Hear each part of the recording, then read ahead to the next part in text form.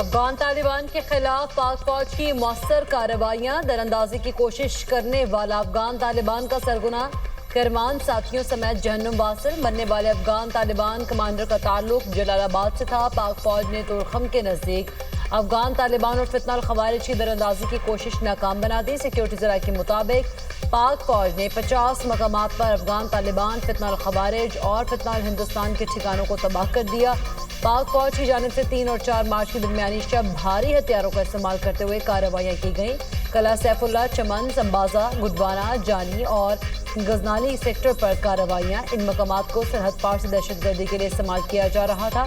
افغان طالبان اور فتنہ الخوارج کے بھاری جانی و مالی نقصان کے اطلاع۔ چمن سیکٹر میں ایک افغان طالبان ہلاک، 3 کو زخمی حالت میں پکڑ لیا۔ پاکستان میں 28 دنوں کے لیے پیٹرول اور ڈیزل کا سٹاک دستیاب ہے۔ وزیر خزانہ محمد اورنگزیب کی معاشی حالات پر خزانہ کمیٹی کو بریفنگ۔ بتایا 10 دنوں کے لیے کروڈ آئل اور 15 دنوں کے لیے LPG دستیاب ہے۔ اگر خطے کی صورتحال یہی رہی تو کھپت پر نظر ثانی کرنا پڑے گی۔ خطے میں تنازع طویل ہوتا ہے تو مزید منصوبہ بندی کرنا ہوگی۔ LNG کے حوالے سے اس وقت کوئی مسئلہ نہیں۔ قطر سے LNG کا کارگو آنا ہے، وہ آ گیا تو مزید بہتری آئے گی۔ مزید بولے توانائی بحران سے نکلنے کے لیے انرجی کنزرویشن کی جانب جانا ہوگا۔ IMF کے ساتھ اسٹیٹ بینک کی تعمیری بات چیت ہوئی، اب IMF کے ساتھ مذاکرات ورچوئل ہو رہے ہیں۔ خلیجی ممالک نے امریکہ کے بیشتر تنصیبات ایران کے نشانے پر۔ دبئی میں امریکی قونصل خانے پر ڈرون حملہ، عمارت میں آگ لگ گئی، امدادی ٹیموں نے آگ پر قابو پا لیا۔ عرب میڈیا کے مطابق حملے میں کوئی ہلاک یا زخمی نہیں ہوا۔ ڈرون کا دھماکہ کئی کلومیٹر دور سے سنا گیا۔ سفارت خانے کی سیکیورٹی مزید سخت کر دی گئی۔ پاسداران انقلاب نے دعویٰ کیا مشرقی وسطی میں 160 امریکی فوجی ہلاک ہوئے۔ ہلاک اور زخمی فوجی کی تعداد 650 ہو گئی۔ پاسداران انقلاب کا بحر ہند میں 650 کلومیٹر دور ایندھن بھرنے والے امریکی جہاز کو بھی نشانہ بنانے کا دعویٰ۔ دوسری طرف سعودی عرب میں امریکی CIA اسٹیشن پر ڈرون حملہ، آگ بھڑک اٹھی۔ سعودی عرب کا 2 کروز میزائل اور 9 ڈرونز ناکام بنانے کا دعویٰ۔ قطری وزارت دفاع کا کہنا ہے ایران نے قطر کی جانب 2 میزائل داغے۔ ایک میزائل نے امریکی زیر انتظام العدید ایئر بیس کو نشانہ بنایا۔ ایران کے میزائل حملے میں جانی نقصان نہیں ہوا۔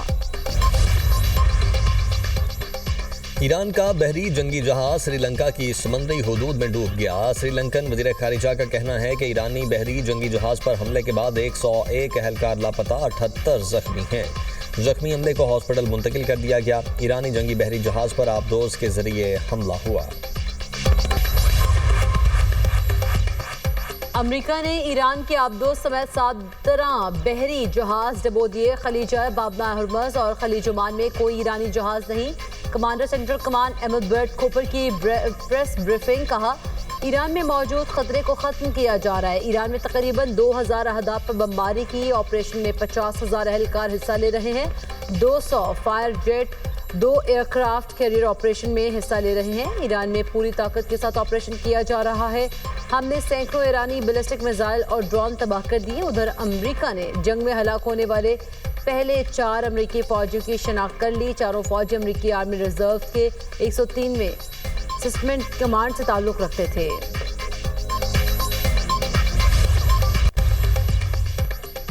امریکہ کا آبنائے ہورمز کھلوانے کا فیصلہ۔ صدر ٹرمپ کا خلیج سے بحری تجارت کو مالی تحفظ دینے کا حکم۔ کہتے ہیں ضرورت پڑنے پر آبنائے ہورمز میں کمرشل جہازوں کے ساتھ امریکی نیوی جائے گی۔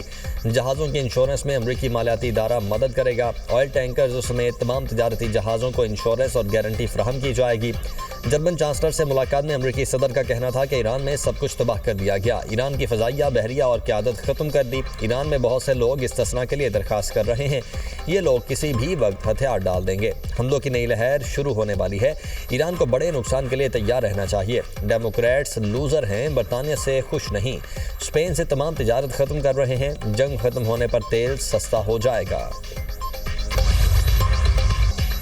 ٹرمپ کو ایران کے خلاف مزید فوجی کارروائیوں سے روکنے کی قرارداد آج امریکی سینٹ میں پیش کی جائے گی۔ سینٹ میں اپوزیشن لیڈر چک شومر کا کہنا ہے ٹرمپ انتظامیہ جنگ کا جواز ہر گھنٹے بدل رہی ہے۔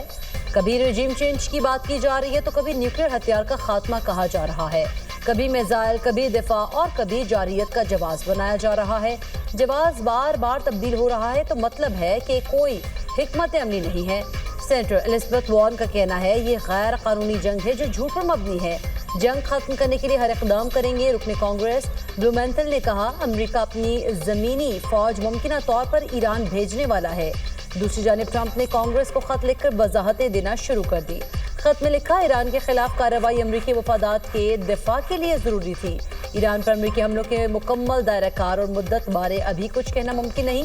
ईरान से लाहक खतरा नाकाबिले बर्दाश्त हो चुका था। ईरान के साथ सिफारती हल तलाश करने की कोशिश कर रहे थे। ईरान जौहरी हथियार हासिल करने की कोशिश कर रहा है।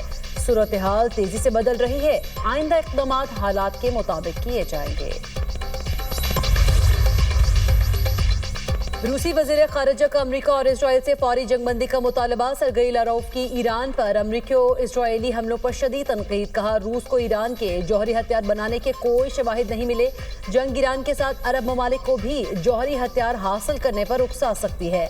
मशरिक़ वस्ती में कशीदगी बढ़ने से जौहरी फैलाव का खतरा बढ़ गया।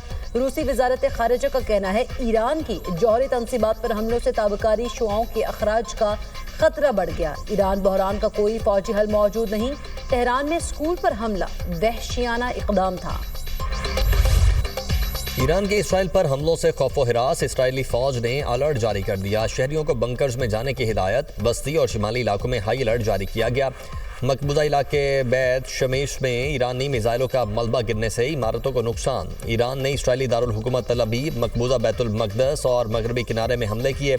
हिज़्बुल्लाह का शिमाली इसराइल में हैफा नेवल बेस को मिसाइलों से निशाना बनाने का दावा। ईरान पर इसराइली और अमरीकी हमले 5वें रोज भी जारी। तेहरान में 100 तैयारों के जरिए लीडरशिप कॉम्प्लेक्स पर हमला। सदाती office, supreme national security council की इमारत और अस्क्यू ट्रेनिंग सेंटर पर हमले का दावा। इसराइल के इस्फहान में मिसाइल प्रोग्राम से मुंसलिक दर्जनों अहदाफ पर हमले। बैलिस्टिक मिसाइल सिस्टम से मुंसलिक मुतादिद ठिकानों को निशाना बनाया गया। इसराइल की लेबनान में हज़िमिया के इलाके में होटल पर बमबारी, इमारत को शदीद नुकसान। अरब मीडिया के मुताबिक हमले में तादाद अफराद की जख्मी होने की इत्तलात। इमदादी कार्रवाइयाँ जारी हैं। इसराइल के लेबनान के 16 कस्बों पर हमले। लेबनानी शहर बलबिक पर हमले में 10 अफराद शहीद, मुतादिद जख्मी। इसराइली फौज का बैरूत के जनूबी इलाके हरिक से इनखला का हुक्म। लेबनान में इसराइली हमलों में शहादतों की तादाद 64 हो गई। ईरान को किसी सूरत जौहरी हथियार हासिल करने की इजाज़त नहीं। मकासद के हुसूल तक कार्रवाई जारी रखेंगे। अमरीकी वज़ीर ख़ारिजा मार्को रूबियो की वाशिंगटन में मीडिया से गुफ्तगू। कहा, अमरीकी सफारती दफातर बराह रास्त हमलों की जद में हैं। अमरीकी फ़ौजियों और शहरियों की सिक्योरिटी तरजीह है। अमरीकी हुकूमत की जानिब से इनखला की कार्रवाइयाँ जारी हैं। फ़ज़ाई हदूद का बंद होना हमारे लिए चैलेंज है। मशरिक़ वस्ती में अमरीकियों को सिफारत खानों से रब्ता करना चाहिए। जंग के आगाज़ से अब तक 9000 अमरीकी खित्ते से निकल चुके हैं। जंग हस्पानवी हुकूमत की पॉलिसी का हिस्सा नहीं। हस्पानवी अवाम जंग जैसी मुसीबत के खिलाफ हैं। हस्पानवी वज़ीर आज़म पेड्रो सेंचेज़ ने कहा है कि 2003 में इराक पर अमरीकी हमले ने दुनिया को मज़ीद गैर महफूज बना दिया। ईरान के साथ जंग से आलमी इंसाफ में इजाफा होगा और ना माहौल बेहतर होगा। अजीम सानहात का आगाज कैसे होता है, हालिया बहरान इसकी वाज़ेह मिसाल है।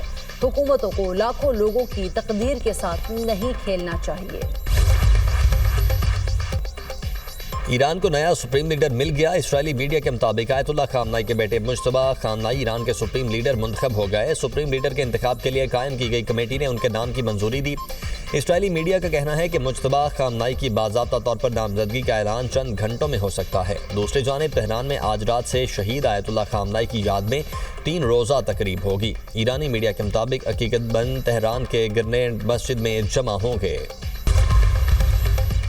जो भी ईरानी सुप्रीम लीडर के तौर पर मुंतखब होगा कत्ल कर दिया जाएगा। इसराइली वज़ीर दिफा की धमकी। कहा, ईरानी क़यादत को ख़त्म करना हमारा मकसद है। जो भी ईरानी रहनुमा इसराइल की तबाही के मंसूबे को जारी रखने की कोशिश करेगा उसे कत्ल करेंगे।